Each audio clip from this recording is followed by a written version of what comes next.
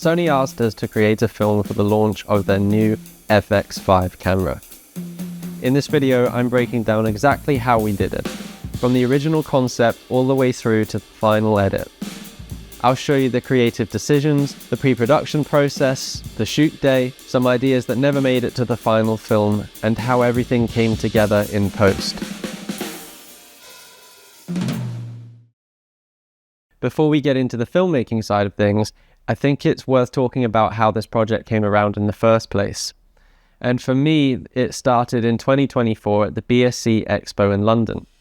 I was walking around looking at different brands and manufacturers, and I stopped by the Sony stand. I introduced myself, asked if I could speak to somebody from the marketing team, showed some of my work, explained the type of projects I create, and we exchanged contact details. This was the start of our relationship, and I followed up afterwards, stayed in touch, kept creating work, and over time that relationship developed.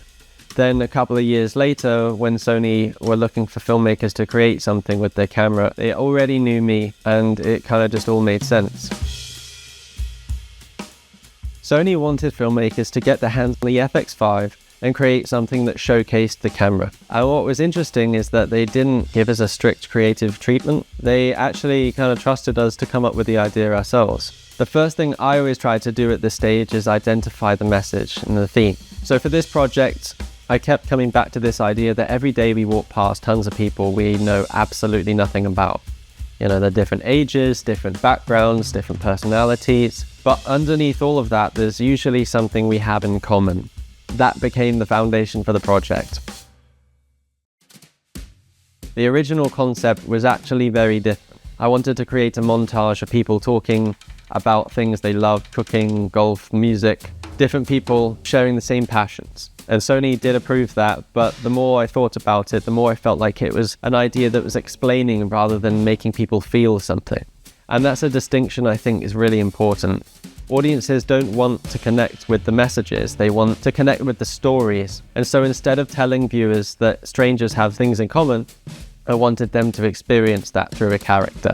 Once I had that, everything became much simpler. We follow one girl, she's excited, she's looking around the room, trying to work out who she's been paired with. She thinks she's found her match, then that person leaves, suddenly she's alone, then eventually she discovers the person that she's actually connected to. It's a very small story, but it has a beginning, a middle, and an end. Excitement, disappointment, and connection. And even in a short film, those emotional arcs are what keep people watching. Because the story was about people who look very different from one another, I wanted the visuals to really reinforce that. Lots of color, lots of texture, lots of different faces. The color palette became a mix of oranges, reds, blues, and turquoise tones. And I wanted lots of different colors to support the idea that everybody in the room was different.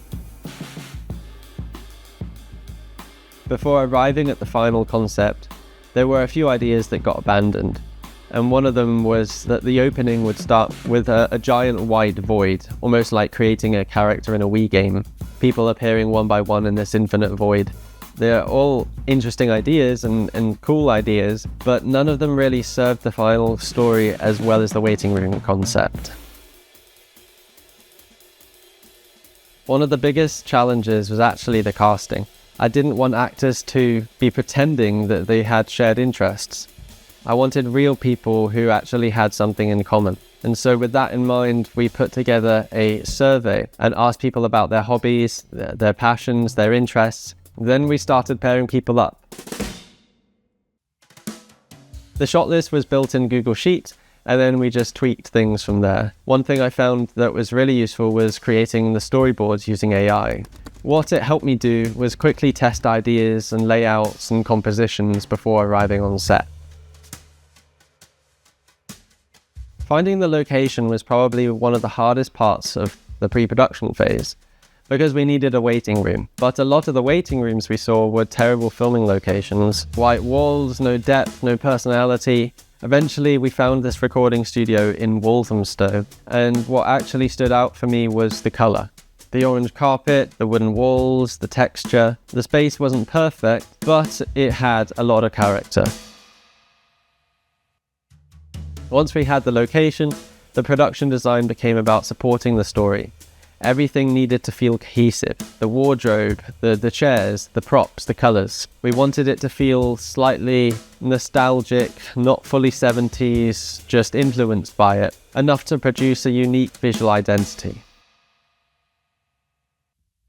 We had around 10 hours in the location, so efficiency really was everything. The first thing we shot was the wide master, and I nearly always like starting with this because it establishes the geography and helps with continuity too. And if the day starts getting tight, then you've at least captured the backbone of the scene, especially given the fact that we were working with child actors on set. The master really becomes incredibly important. One thing we wanted to do as well was to keep the lighting simple so that we could move quickly. The lighting was built around a large overhead source with other lights filling in the gaps. Because the protagonist is a child, I wanted the music to feel playful and innocent, like we're watching the film through a child's eyes. It needed to follow the same arc of the story too. So it needed to lift at the beginning, slow down when there's uncertainty, and then open back up again when the connection is finally revealed.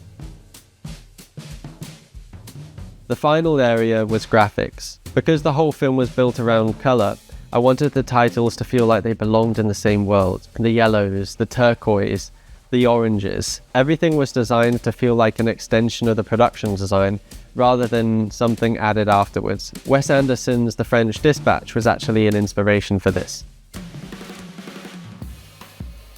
Working on this project, having the freedom to film using the new Sony FX5 and being surrounded by an incredible team, that's what filmmaking is all about.